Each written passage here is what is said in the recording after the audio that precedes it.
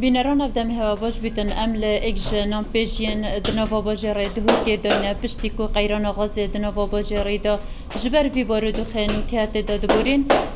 قیران آغاز چه بوی آغاز گیران بوی نام پیشین دنوا باجره جدا نان لدفون جی بجن هم غرامنوی کم بیناو هم او ددن دیار کرن جی اگر هر غاز بویرانگی بیتن او نچارن یان بهای نانی گران کن یان جی فرنن خو بگرن افنانا دستن من دا بهایوی برینو که 205 دینار بون نهاجی لدف نان پیجیه 205 دینارم بله لدف هندک نان پیجین دی بهایوانا بوینه 500 دینارو لجنه دیفچونا بازار جیدنو که دا جاودریا بجین چندین نان پیجیت کنم دی پتر زانیاریان لدف نینر نان پیجین ورگیرین اوجی که حجی مؤید که خود صحت و خوش کردن تبوم دو با دیار کردن روش نان پیشیات نهادا چویا و قیران آغاز چند روش گلک نوا باشه روش حقیقت یعنی ام حال حاضر شد کن به فایده به اویدی اف نانا تدبینی وقتی کی وزنه وی دو بربع کی مدفرود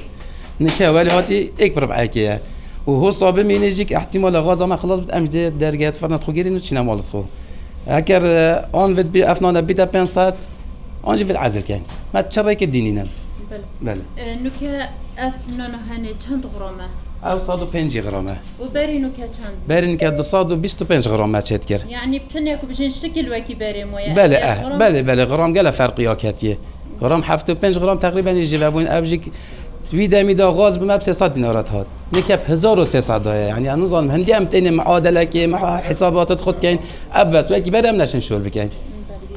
هوا چه دخوازیه که خودم مدا خازه بس حکمت علاج کل غازه مبکت ازمت نانی نبکی چه ازمانه یعنی مدوت اوب گه توانا ازمانانی نبکی یا پانزینه ده سارا خود طابقی نم اس بنادکم بس یا نانی اوه چتک اجباریه یا روزانه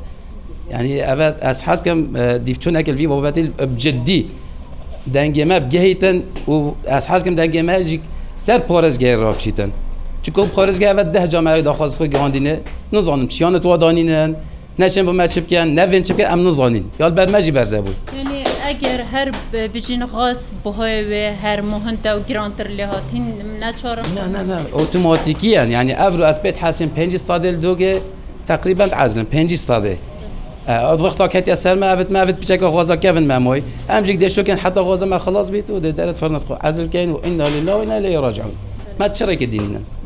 و بجین خلقک